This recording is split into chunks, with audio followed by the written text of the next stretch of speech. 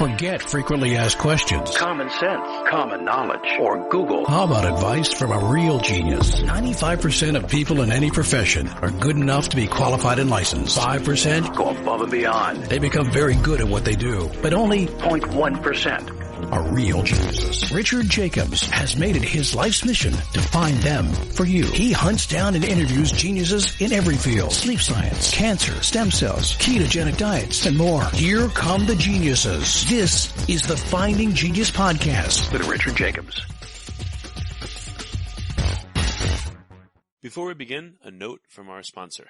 I'm Richard Jacobs, Executive Director of the nonprofit Finding Genius Foundation and host of the Finding Genius Podcast. In late 2016, I was rear-ended at 65 miles an hour by a truck on the highway, which sent me off-road into a ditch.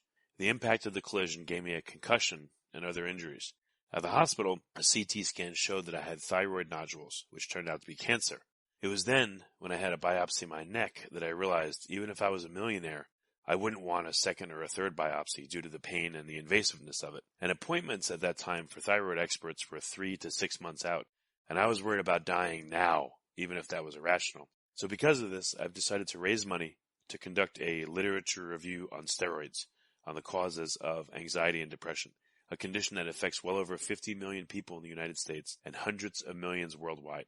Our goal is to create a codex, a guide that reveals all possible treatments for anxiety and depression for people that live with the condition, or for loved ones that have it, as my wife and my son do. To find out more about our fundraiser, visit findinggeniusfoundation.org and click on current initiatives. And now, to our guest. Hello, this is Richard Jacobs with the Finding Genius podcast, now part of the Finding Genius Foundation. Quick note about the foundation. We've embarked upon our anxiety and depression project to categorize and figure out every possible treatment and provide a low-cost resource to sufferers of anxiety and depression.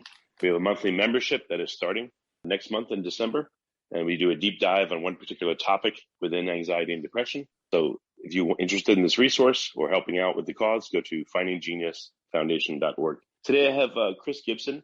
He's the author of a book called Acne Free in 3 Days, and he's a sought-after skincare expert and a holistic health coach and an esthetician. He's, like I said, we're going to talk about acne, how to get rid of it. Chris also has a YouTube channel with like 110,000 plus subscribers. So sounds like a very big channel with a lot going on. So we'll discuss that as we go. But thanks, Chris, for coming. Oh, yeah. Happy to be here. Well, tell me about your background. Like, how did you get interested in skincare? You know, it's like a lot of things that happen to people in life. Sometimes some of our burdens turn into benefits later on. I suffered with acne really early on. I started having problems about 11 and then did all the things that folks do, went to the dermatologist because, you know, generally speaking, and still today, the main goal factor with your dermatologist is to avoid scarring from the acne. So I thought I would outgrow it. I took all the appropriate medications of the time. And then I even took Accutane in my 20s when that became available, and I still had the problem. So I got very frustrated and started doing some digging around and learned about diet, learned about products, what ingredients and products were really good. Didn't really matter if the label was for acne on the product or not, and made some changes on my own that cleared up my skin. And then, you know, I helped people off and on for years doing that. Whenever I would come across her, people would ask me because they kind of knew that was my thing, even though I had a corporate job at the time. And so I wrote a series of books on how to use the internet and marketing back. And this is in the late 90s, early 2000s. And then I had a friend, a business partner, whose wife said, you really should write about your skin stuff that you do, because that's really interesting and helpful. And I've never really looked at my age. And I think a lot of that has been because I started early with taking really good care of my skin, fitness, you know, all of that. Like 120 or how old are you? 57. No, really? I'm more than halfway there. You're right. And for listeners, I saw him live on video before we started. I thought you were like 20 something. I'm not kidding. Maybe 30. I get it a lot, 30s. So I just told the story in the book. It wasn't a teaching. It wasn't like do this and these. It wasn't that. It wasn't a medical book. It was just a story of what I went through. And we put it out as just one of the books that I had published, and it took off, surprisingly. Didn't expect that. Literally put it out. Back then, this is before Amazon. was doing ebooks. Really, they had just started, so we were on a platform called ClickBank, which is still around. That's how you got your ebooks. And then got up the next day and we had all of these book sales. So long story short, I took my time over the next year answering questions, incorporated those questions into the book with the answers, and then we put it out again and it did really well. And I got a break to go on television in Canada. Actually, a TV producer had picked a copy of my book up at a trade show for free because I was helping out a company that I like their products, and she tried what I talked about in the book and it worked. And because she had had acne and she was well into her 40s, she wanted to have me on television. So that, you can imagine, really changed everything. The book it was weird because it was backwards for most books. It was an ebook, then a paperback, then a hardcover.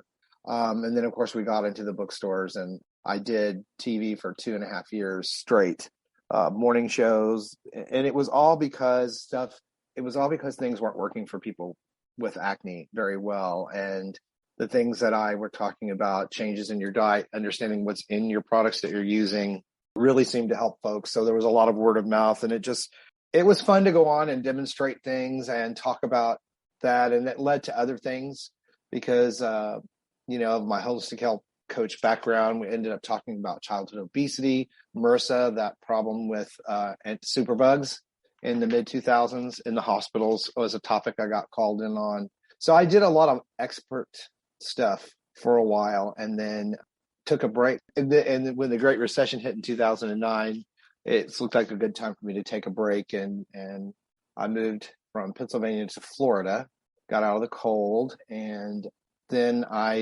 after about 3 years of sort of just doing some consulting, I decided to try my hand at YouTube. I started the channel in 2010 and done nothing with it. And I thought, I'll put some videos up. If they do all right and I'm still relevant, I'll go with it. So the channel did well for a new channel. It didn't blow up right away. That happened last year, but there is still a need. And now the interesting thing is I'm in my 50s. What really made this all unique was that I'm a guy in his late 50s talking about skincare, which is usually dominated on YouTube by ladies that are 50 and over, because the skincare, when you get to the male side of skincare and beauty on YouTube, it's younger folks like 24, 25 reviewing products and whether they like them or not. They're kind of the influencer thing. So I'm really the only, there are guy plastic surgeons and that kind of stuff that have channels, and some dermatologists that have channels, but I'm really kind of the only esthetician guy. Why do you think that is, that there's nothing for older guys? I just think because men didn't really focus on skincare, at least my generation, as much as the younger folks do now. So it was an audience that, was there looking for help, and ladies too. And I think it's a different perspective. I mix in diet and fitness because I obviously do those things as well. And overall impact of your skin is your largest organ. So anything that you do for your health is going to affect your skin. So I do test products. I know a whole lot about product ingredients. I've formulated 2 skincare lines in my lifetime, one for acne and one for anti-aging. So I get to mix. I try to take the overwhelming amount of information and bring it down to very simple terms and what you should expect. So I always say on my channel, it's not really about the brand or the price. It's about the ingredients and their effectiveness for you. So there's an audience for that. A lot of people are more educated now that on what they eat and what they put on their skin, and they want help. And then you've got skincare lines coming out almost seems like daily from celebrities. And so how do you know? Do I need to spend $150 on this product, or can I go to the drugstore and get something with similar ingredients and get a similar effect? So I try to kind of cut through all that for people. And it's done really, really well. It's a lot of fun. It helps a lot of people. And I get to talk my talk while I walk my walk. So it's really good. Before we continue, I've been personally funding the Finding Genius podcast for 4.5 years now, which has led to 2,700 plus interviews of clinicians, researchers, scientists, CEOs, and other amazing people who are working to advance science and improve our lives and our world. Even though this podcast gets 100,000 plus downloads a month, we need your help to reach hundreds of thousands more worldwide. Please visit findinggeniuspodcast.com and click on Support Us.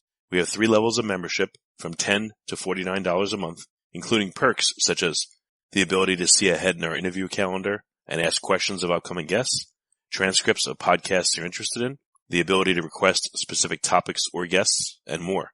Visit findinggeniuspodcast.com and click support us today. Now back to the show. Well, so what have you discovered?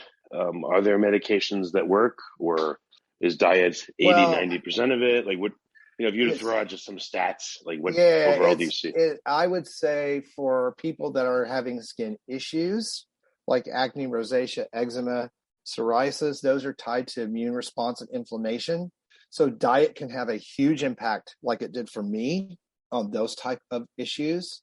For anti-aging, diet's high in sugar. We know now that sugar weakens the cell walls and hurts collagen production, and over time can lead to loose, saggy skin, collagen depreciation in the skin, and other difficulties we already know with health, with diabetes and things, and overweight issues with that. So a lot of refined sugar can be a problem. Dairy, also for people with skin issues, may find that removing dairy products, especially in the U.S., since there's still a lot of hormone injections in our dairy products, a lot of times, especially for the ladies, that can make a big difference.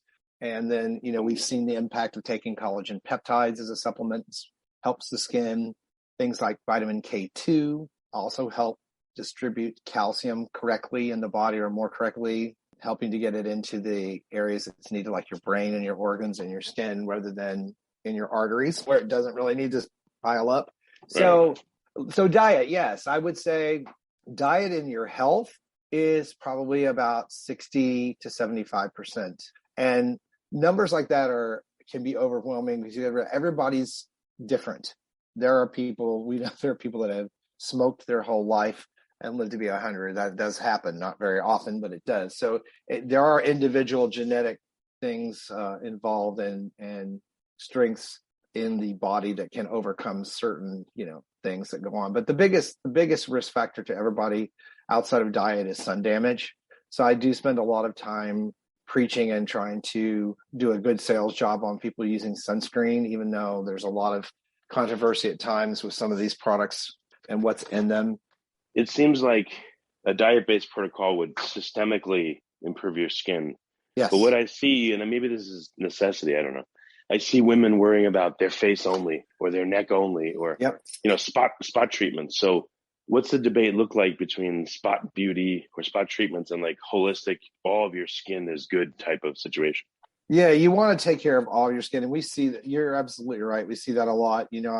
I talk about sun damage. The way to gauge that is look at the skin on your behind and then look at the skin on your exposed areas, and that will show you how much sun damage you have, which is usually shocking for people. They're like, wow, that's a big difference. And spot treatments can work well for certain things. It's really more about, like, if you have sun damage, it's knowing what type of products like a vitamin C serum and a retinol can to help reverse some of that sun damage, fade the age spots and hyperpigmentation. So spot treatments, they can be effective. It really depends on the person and what they're trying to treat. If you have a lot of sun damage, you're better off going to your dermatologist and getting a skin peel where they remove the outer layers of the skin either through a laser or chemical process, so that you remove a lot of that sun damage, and that makes the products that you're using, like the retinol, the vitamin C serum, and peptides, able to penetrate and work better and produce healthier and healthier skin cells over time. And it's really important to mention the over time part, because just like weight loss or anything else we do with the body, skin repair takes time to show up. So a lot of times people jump into things. They don't see results like right away. They expect results in a couple of weeks, and the skincare industry has not done any favors in that area because they allow a lot of promises that could kind of right on the edge of what people should expect. But you got to give a product in your skin, and I can hear the groans every time I say this, 2 to 3 months to really judge the effectiveness of any kind of topical product, any type of dietary change, simply because it takes the skin that long to replace itself. If you like this podcast, please click the link in the description to subscribe and review us on iTunes. So you've got to wait for collagen to be built. You've got to wait for healthier cells to be created and produced and replicated. You've got to wait for the old skin that's on the surface to slough off and go away as the newer skin becomes revealed, and that just takes time. So there's a big impatience factor when it comes to skincare for people, because skin is one of those things we generally have an issue when it stands out for us. Like acne, I know for me, if I get a bump, which I rarely do, but if I get something, it doesn't really matter to me. But I can remember the feeling of frustration with my skin when that would happen. And it would be a focus. And I would go on a tear to try to figure out what can I do to make this go away quickly. So same thing with age spots. So you would go through periods where all of a sudden an age spot or some damage appears, and would you have to readjust your protocol, or did this all happen before you started doing stuff right? That was before. Well, it was during the acne phase that I know those feelings. And what happens is people will come to me with hyperpigmentation, and they've got a wedding, or for whatever reason they're focused on it more, they notice it more, and they're looking for something to work quickly. So that is just human nature. And what I mean by that is people will get frustrated with a product and give up too soon. So I always tell people, when you start some kind of regimen or change, take a selfie. And then at 30 days, take another selfie. And then at 60 days, take another, and look at the changes that are occurring. And a lot of times that really does help people mentally accept the fact that it's going to take some time to see some results.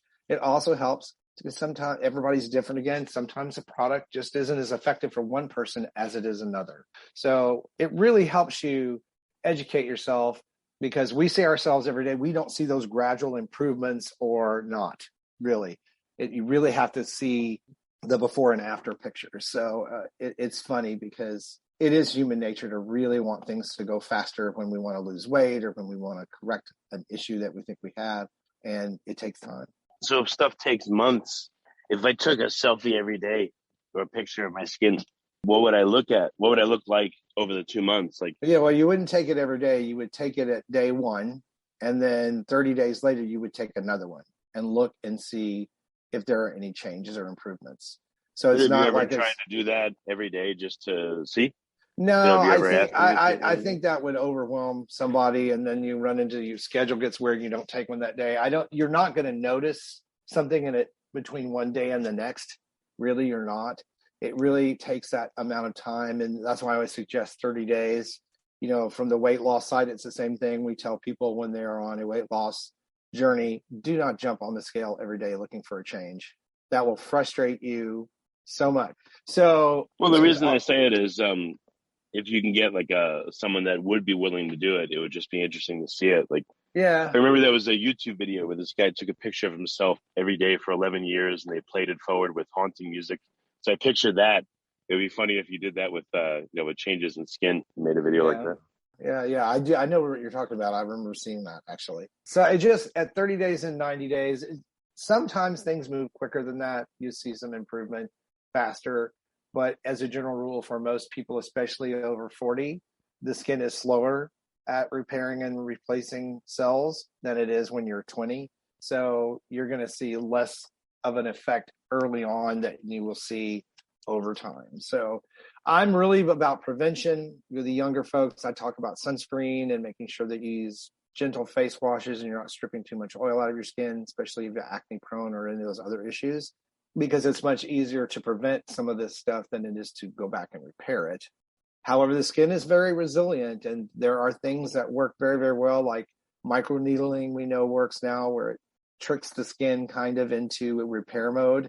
So it builds more collagen than it otherwise would do, and can be very helpful for people with sagging skin issues, crepey skin issues. So it sounds like kind of acupuncture in a localized small area. It is, and it's a small roller with these 100 tiny little needles on, and it's not comfortable when you use them. It doesn't really hurt. If you go to a certified esthetician or dermatologist, they use deeper needles, so there's a little bit more pain involved. They usually use a numbing cream, but what it does is it pricks the skin just ever so deeply, not super deep, and makes the skin think that there's been damage, like when you get a cut or scrape.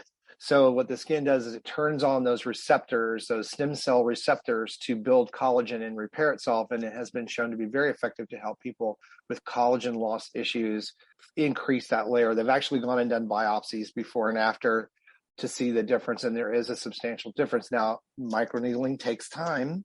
It's, again, kind of uncomfortable. You kind of look like you have a little bit of a sunburn, but it can be done in many areas of the body: neck, backs of hands, arms, certainly the facial area. not around the eyes, obviously, because you want needles in your eyes. But it's one of those techniques that's been shown to be very effective for a lot of people. And then, of course, we have all of the new therapy devices, red light masks, RF radio frequency, which goes down in the lower levels of the skin, kind of like an ultrasound, warms up that layer where collagen is produced and kind of tickles the mitochondria, which are the things that turn on the cell receptors to replicate themselves, and is effective over time as well in helping thicken up the skin again and give some of that padding. And ladies have more of an issue with this than men. Men typically have more collagen, deeper collagen layer, but at some point it can be a problem for everybody, especially if you've been on medications or you've had a severe illness that you've recovered from. It can take a lot out of the energy of the body and the repair cycle of the skin. Again, it's your largest organ. So, it's going to, forever we've known that skin can show illness, discolor, if you get that kind of off colored look. So, if someone, I would bet there's a lot of people out there, maybe their face looks really good, but the rest of them doesn't look so good because maybe they're not using a dietary approach. They're just looking at, again, a spot approach and, I just want to make my face look better. Yeah. So I look better. You're right. You see that all the time where people have taken care of their skin on their face and sometimes their neck, but not the chest. How do you take care of your skin all over? Like, I don't know. A lot of people would want to rub a lotion over their entire body or, it would seem like diet is it, but what else can you do? Well, diet helps overall, certainly so. And making sure you have the right supplementation can be very healthy. A healthy diet, leafy greens. I talk about this all the time. Vegetables, lean meats, oils like olive oil, Mediterranean diet. We know that all has impact overall, but you want to exfoliate. I talk a lot about that on the channel. You want to exfoliate all over. And I'm not a big fan of scrubs because they're gritty and they can tear the skin, but there are devices like a Buff Puff pad, which I've used since I was 20. Things have been around since before the 80s, I think, or a Goshi exfoliation cloth will help remove that very outer layer of dead skin cells, which allow your moisturizing products to work better. And there are body products now that have hyaluronic acid or sodium hyaluronate, which is very hydrating to the skin. It's a salt that we produce anyway, but it helps hold water in the skin. Very, very effective overall. Certainly sunscreen on any area that's exposed. You want to be sure you're using that. And the thing that people don't understand about sunscreen is that it will also help reverse some of the sun damage when you start wearing it. So the energy goes from the skin trying to protect itself from the damaging UVA, UVB light to repair. So the energy goes from trying to produce melanin to protect itself from that to repairing the skin that you have without the production of all of that melanin. And it really can make a difference in the youthfulness, the hydration factor, even that crepey looking thing that happens with a lot of people's skin as we get older can be reversed by simply using sunscreen and a good moisturizer overall. But yeah, skin is skin from the head to the toe. You got to take care of all of it. I've noticed in older people, it seems like their skin gets very thin and it literally tears. Like they'll brush up against, a wall or something and it literally will give a cut on their arm, like older people, I guess yes. People in their late 60s, 70s, 80s, etc. What can they do? Yeah, my mom had that problem. I actually did a whole video on skin tears. And a lot of the same things we're talking about, making sure you're taking a collagen peptide supplement, just a powder you put in coffee, or my mom's doctors had her start doing that. It was great that they were in agreement with that. Those amino acids are very helpful. Will help the collagen from the inside out, making sure that you're getting that vitamin K2. Skin tears are a bigger problem for women than men as they age. And that vitamin K2, again, will help strengthen the structure of the skin, especially the elastin, and kind of thicken that up. And then talking to a dermatologist about a microneedling program to help thicken that skin as well. So I know it sounds kind of counterintuitive when microneedled skin when it tears, but there are products and medications, prescription medications and retinols that can help get the skin to a certain point, and then you can begin doing the microneedling, and it actually helps a tremendous amount. And because as I said, my mom had those are no fun. Skin tears are just no fun. They are as bad as they look. I guess they usually scar over. Like, what's the difference between something happening to your skin where it will heal itself and it's scarring over and never looking the same? Like, where is that line drawn? And, what situations are you most in danger of that happening? The genetics plays a huge role in this, and that's in the type of scarring that you get. That type of scarring that we see where there are the lines and they're kind of raised or rough, that's a keloid, where the skin has basically over-repaired itself and it kind of has a tough scar. A lot of times surgeons try to use special stitches and silicone patches over those to keep that from happening, that tough scar tissue. But basically, if you treat the skin, and if you have a skin tear problem, we'll just focus on that one. If you have a skin tear problem, you really do need to seek out some dermatological advice on that so that they can give you the appropriate creams to help prevent that scarring and help thicken that outer layer skin to help you from having that happen in the first place. There really isn't anything you can do genetically to change how you scar. Some people don't scar at all. It's very strange how that works. But the more collagen that you have available under the skin, more elastin, the less scarring you're going to have. That elastin, think of it as fibers that go through the layers of the skin and kind of hold everything together, kind of tight, slightly stretched a little bit. So this is what helps us move.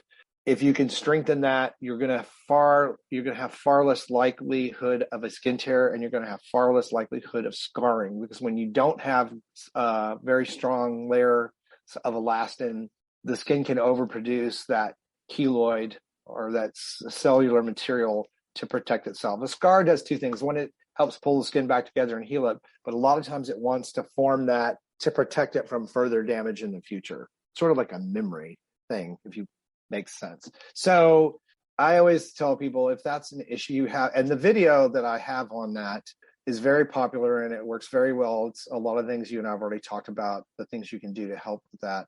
But I always tell people that is a situation where you really want to have a medical professional take a look, because there are prescription products that they can try, different ones to help thicken that outer layer of skin to protect it from tearing in the first place. So how about skin problems that people either are aware of or not aware of that are signs that their skin is going downhill? What are some of those? Thinning, looseness, sagginess, crepiness. Those are the main visible factors that most people notice. Dryness. As some people get older, their oil glands quit producing as much oil and they notice dryness. Dryness is something you want to address, right away with a good moisturizer. You have, with ceramides, there's the moisture layer and then there's the lipid layer on the skin. The lipid layer is that area of the skin cells where we produce oils that help hold moisture in and protect us from toxins and irritants in the environment. So a lot of times what happens as we get older, we produce less of that oil, skin becomes drier, more sensitive, there's more inflammation, redness, flakiness, sometimes even breakouts. So you want to be sure you're applying a good ceramide cream. I talk about CeraVe all the time.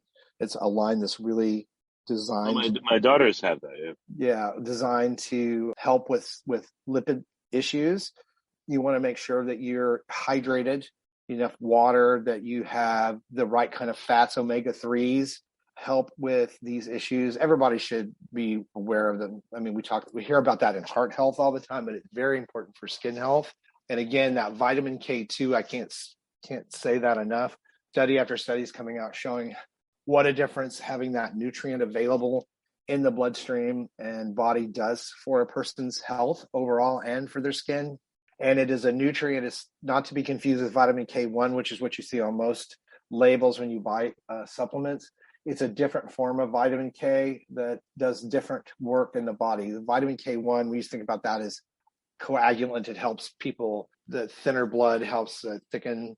That helps with repairing bruising and things like that happen. And it's a very great nutrient. But vitamin K2 is rare. It's harder to find. So you usually have to take it in a supplement form. You'd have to eat like just loads of certain foods, which wouldn't be practical to get it the level that you really need. So vitamin K2 is kind of the thing that's out there right now that we're hearing about, even from plastic surgeons and medical professionals, that especially for the ladies, it's such an important thing because there are calcium issues a lot of times there as the hormones change, as they reach their 50s and 60s with that bone thinning, bone loss. And, bone loss makes you look older, because if your bones shrink underneath your skin, guess what? Your skin's looser.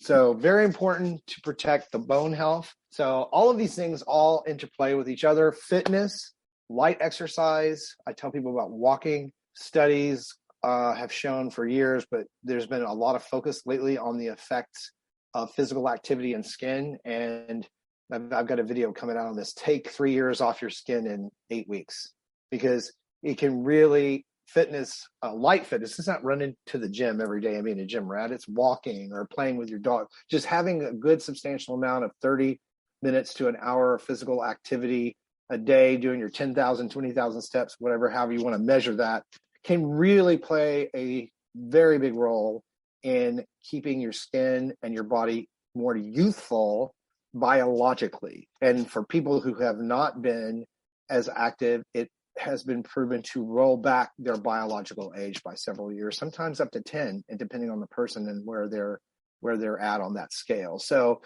what do people notice that really take care of their skin, all over like you do? Like, do they get sick less often?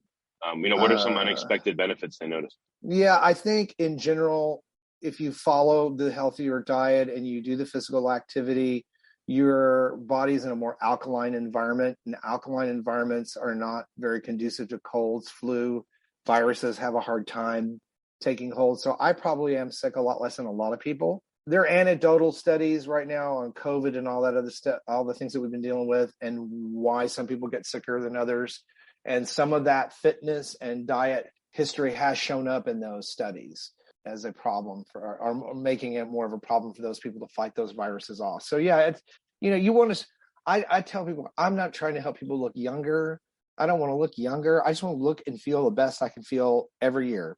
And honestly, physically, I feel about the same as I did in my late 20s. I don't have the achy stuff that I hear about. I don't have trouble walking. I see people in their 30s with difficulty walking, which is kind of scary. But I have stayed very consistent over the years with my fitness. And I'm not a gym rat. I don't go to the gym every day and all that stuff, but I am very active. I have my 2 dogs, do a lot of walking. This weekend, I walked 10 miles in one day, just walking through town. We went to a trade show that was out in the park, just staying active, getting fresh air, getting out of the house.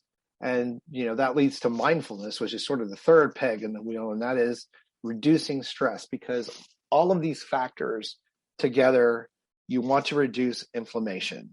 And inflammation can come from stress. It can come from poor diet. It can come from illness. It can come from all sorts of lifestyle things that you have going on. And inflammation is the big issue. When the body is inflamed over all the time, you're taking energy away from the reproduction of your cells. You're actually producing less healthy cells. It's kind of why it's a vicious cycle.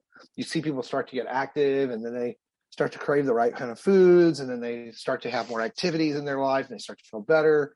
So that cycles up. Same thing can cycle the other way and be a vicious cycle. I don't feel like doing that, so I don't. So I stay more sedentary, which makes me feel achy and stiff in the mornings. So I really don't feel like doing anything. You see what I mean? So you can have momentum either way, but you can make those changes, can make a huge difference in a very short amount of time. 4 weeks, dietary changes. We're talking about topicals earlier and how long it takes to see effects from that. When you're talking about diet and fitness, 4 weeks, you'll feel a substantial difference if you're consistent. So when people, change their routine and eat better, et cetera, I guess in their perception, at first, nothing happens. And if people aren't aware of you telling them, hey, it takes a month or a couple months, they give up and they just say, oh, it's not working, right? It happens. It's the same thing you see in weight loss. People will really have, especially we're moving into that time of year where January, all the resolutions happen and the gyms fill up and people really try, but they get sidetracked because after a couple of weeks, they hop on the scale or they look in the mirror and they're not seeing what they were expecting and they give up. And especially when it comes to diets and workouts to lose weight, the body has an initial phase of inflammation. When you start getting on the treadmill, start taking those walks or start changing things in your diet, your body's going to react to it at first with some inflammation, which is going to make you retain some more water. So a lot of times people will start this stuff and go a week, even maybe into the second week, and they'll hop on and they look like they've gained a pound, even though they've cut tons of calories out of their diet. and they're just very disappointed and discouraged, and they don't realize that their body is holding inflammation. And if they just stick it out, then what we see happen, people get on the scale 3 weeks out or a month out, and they've dropped 10 or 15 pounds because now the inflammation is gone. The body is used to the activity to release all that fluid, and water weighs a lot. It really does. So you want to see how much weight change. Get on the scales and drink a couple of glasses of water. 30 minutes later, get on the scale and see how much weight it put back on you, number-wise. Water weighs a lot. So that inflammation really tricks people and trips them up if they're not aware of it. So a lot of times trainers and fitness professionals will try to coach everybody through that period, because it is mentally the most difficult period. It's much more difficult in the mind than it is on your body. Interesting. Okay. Who tends to be your audience that's most receptive? Is it men or women, older people, younger It's about people? it's about half and half. I have a lot of guys. When I did Acne, I had a lot of guys because it's a guy talking about those things. I don't do makeup tutorials, so I think that kind of helps keep the balance between the men. A fair amount of ladies. It varies, really. It depends on the series of videos that I've done for the month. Sometimes the subscribership will tilt a little bit more female, and then I'll do some series on things specific to guys, and it'll tilt a little bit more towards the male, but it really does run on average about 50-50, which is great because there are guys out there, trying to take care of their skin. And for the guys, it's usually they don't necessarily want to look younger. With the ladies, a lot of times it is wanting to look a lot younger because that's a terminology that's been used for so long. But with the guys, it usually is they want their skin to look healthier. They don't like the way, it looks thick or it's dry, or it's usually that's what happens. But, and that's a generalization. That's not true for everybody. Some guys do care, just like some of the ladies have the same traits, but it's a very human thing. It's I know I'm not going to look younger necessarily. People assume that I do, and that I've been doing this a really long time, but my goal has never been to stay looking 20. What I want is to feel good, and healthy skin is part of feeling good. Healthy looking skin makes you feel good about yourself, and you can own your years without plastic surgery or any of those other things. Although I will say, I tell people, I don't say that those techniques are bad. In some cases, if you feel that much negativity toward yourself, and a facelift or a neck lift or something is going to help you feel better about yourself, and you're doing it with a licensed professional and safely, there's going to be downtime, there's going to be pain involved, but there are people I know that have had those procedures that you would never know they had them. This is not the freakish stuff we see some celebrities do and other people.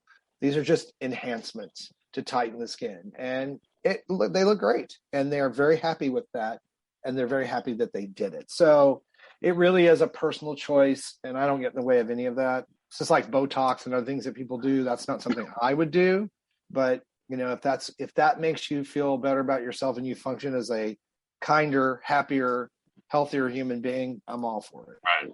Did they call you Babyface Gibson or anything like that? When I was doing television, my friends were calling me Hollywood. I said, well, that really doesn't have anything to do with Hollywood. But I was on a lot of lifestyle shows, and there were a lot of celebrities on those same shows, and we would talk about some of this stuff, and most of them that are my age wish they had listened to me when I told them to use sunscreen 30 years ago. I don't know. A lot of people, I know not everybody, but I think your average person is not out in the sun very much anymore. Seems like it. If someone's not out a lot, will they still be significantly affected, or you have to be out a lot? What we see a lot, and I have it to some degree, not a great degree, what we see a lot is people who drive the driver's side, and this is in any country, because people drive on both sides, left or right, will have more sun damage than the side that is in the internal part of the car. The sun damage that occurs in the skin is a cumulative thing that happens over time from UVA, UVB light sitting in a window. Even though the sun is not beaming in directly on your skin while you're sitting there, you are receiving doses of long wave UV light, which will damage skin cells over time. So people often ask me, do I need to wear sunscreen indoors? I'm like, well, it's a good practice, actually. It really depends. If you're a person who lives in a part of the country like this time of year. I lived in Pennsylvania for 15 years. The UV light's very low in the winter. It's still there. I still wear sunscreen because it's just a practice that I do. Better safe than sorry. But it's the thing to remember, it's not going out and getting the sunburn necessarily, although that's not great. But it's that cumulative over time exposure when you're between the car and the store, when you're sitting in the window working, or you're outdoors, even if you're not sitting in direct sun, there's still UV light around you. So, I always say I like mineral sunscreens better than chemical ones, but I don't really care. Just wear one. I like mineral because, it doesn't have all the other stuff in it that can be a problem for some people. And the other thing to say here is you don't have to have an SPF 50. You don't need something that strong. A 30 is fine. Those 50s are greasy usually, and they are more irritating to the skin, especially if you get them here. So a lot of people don't like sunscreen because they sweat and it gets in their eyes. I say, well, if that is an issue, try the infant child formulations of your favorite sunscreen that are designed not to cause problems and sensitivity if they get in the eye. They will migrate. Some of those, as you sweat, things will migrate. So you have to kind of play it by ear. The zinc sunscreens are less irritating, but anything like that gets in your eye is going to be irritating. And I get it because that's happened to me. I like to garden. I'm outside quite a bit now that I'm in Florida, and sometimes I will get that and sweat will roll down and get near my eye, and it is very irritating, but I just wipe it away and go on about my business because I'm not going to stop wearing sunscreen because I got some in my eye and it burned that one time, because I know it's protecting me. Last question. Have you heard about probiotics for the skin? I a lady a long time ago about that. What's your thoughts and experience? Okay, so there's two ways to look at this. There are probiotics that you take internally, which I'm a big fan of, that improve your health in your gut, which really helps your skin and other organs of your body overall. If you've been on antibiotics for anything, it's always good to follow that up with a round of probiotics to rebalance that bacteria, because antibiotics tend to just kill everything, good and bad. So that's one answer. The other is, do probiotics in skincare on the skin make a difference? It depends. Probiotics are really designed to work on good and bad bacteria, help balance good and bad bacteria. There have been some improvements in people that have skin conditions like rosacea, eczema, and acne when certain probiotic skincare products are applied, because it helps lower the inflammation.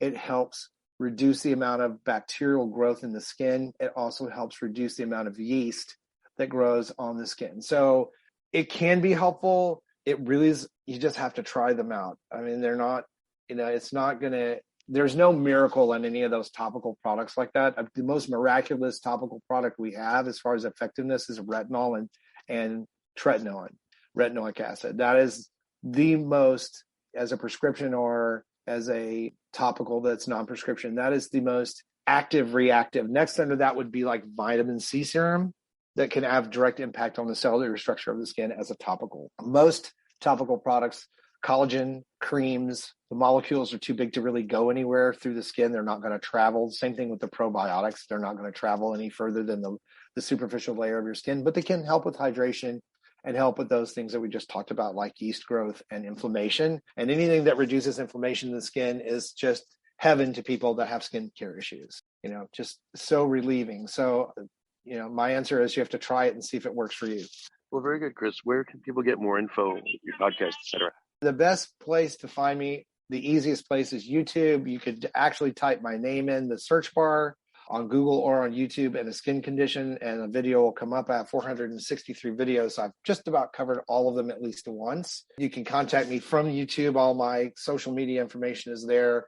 And then, of course, I have my blog called Skin So Fabulous, which you can, again, type that in Google and you will find my blog. It's interactive. It's more like a Facebook group, but we're not on Facebook, where you can direct message me questions and talk to the other members. It's free. It's a free blog.